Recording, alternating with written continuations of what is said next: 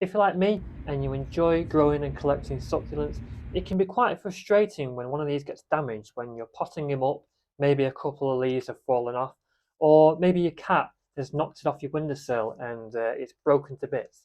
But I'm going to show you how to take full advantage of this negative situation and actually end up with some free plants. So keep on watching to find out just how to do it. I'm James Evans and you're watching Down to Earth with Jim, and this is how to propagate succulents from cuttings. So most of these succulents that you see around me here have actually been propagated by myself from cuttings. There, there is the exception of the odd few here around here, but all these here, for example, have been propagated from succulents. And they were started around about a year ago, and they're a nice sized plant, and I'm going to be potting them up pretty soon when I have a chance. But I would just like to talk first about the growing medium for succulents in general, really. The best type of growing medium to grow them in, but also what we're going to be using to propagate them on as well. So right here, we've got our 3 ingredients for our potting mix for our succulents. And it consists of 1 part compost, just general purpose compost, 1 part horticultural grit, and 1 part perlite. So I'm going to mix all these 3 things together because it's really important that you get a really gritty and well aerated mixture. You can use cat litter as well instead of perlite as a cheaper alternative. Perlite is quite expensive to buy, and cat litter is quite similar. So there we go, we've got our nice, it's as easy as that. I find making myself to be much more cost effective than buying a cactus potting mix, which can be quite expensive to buy actually.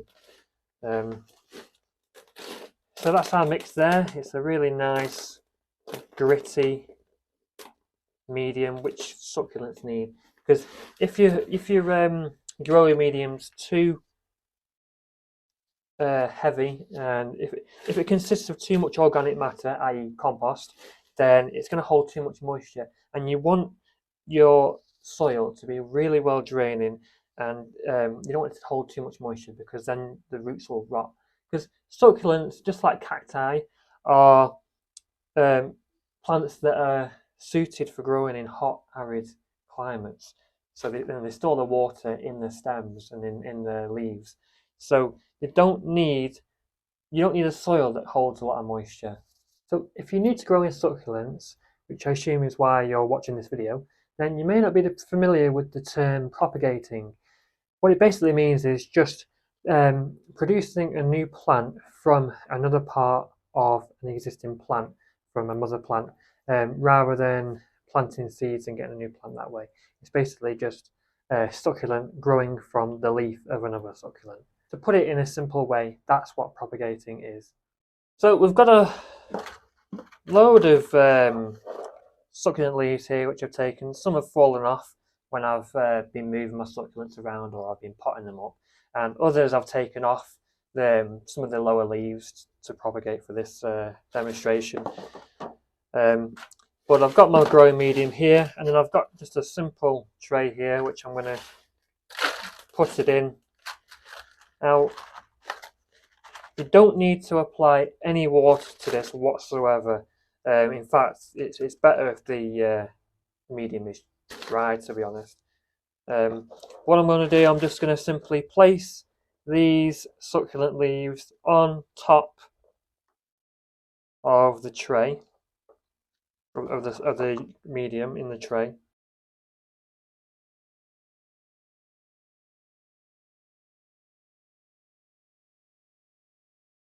Okay, so that is the succulents all put in this tray on top of this growing medium.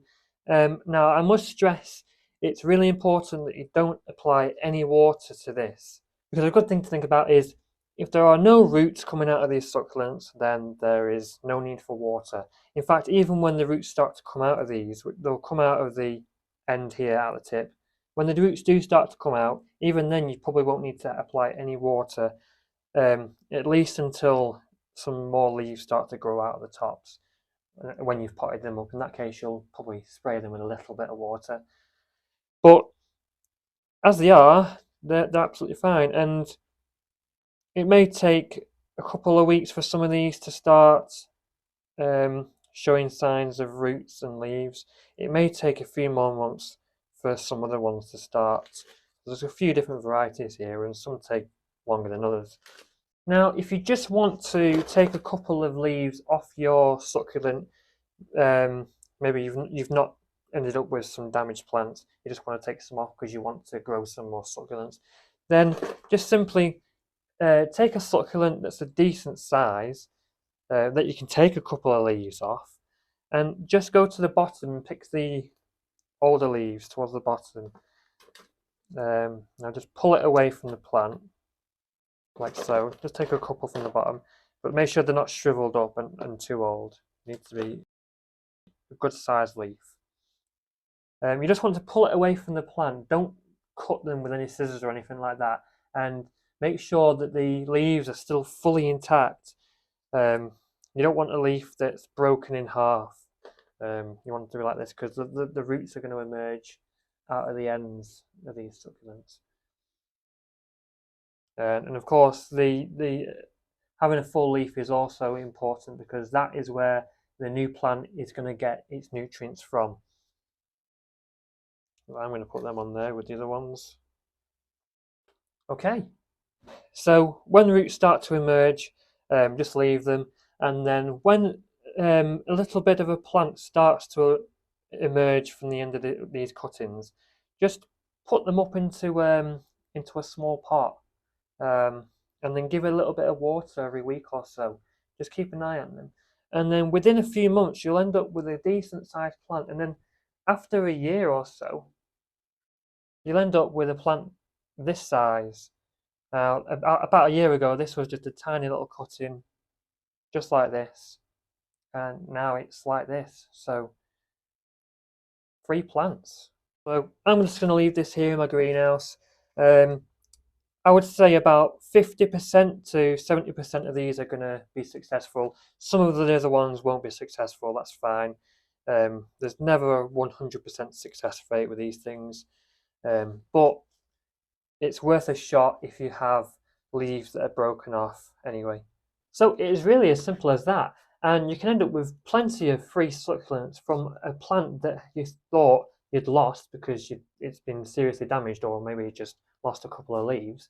So you can end up with free plants this way. I think it's a brilliant, quite a clever thing that succulents can do, really. It can seemingly be resurrected from the dead. You know, a little leaf can turn into a whole new plant, and I think it's quite amazing, really. So I hope you found this information useful, and I hope it helped you propagate your succulents from cuttings as well, from plants that you may have damaged accidentally.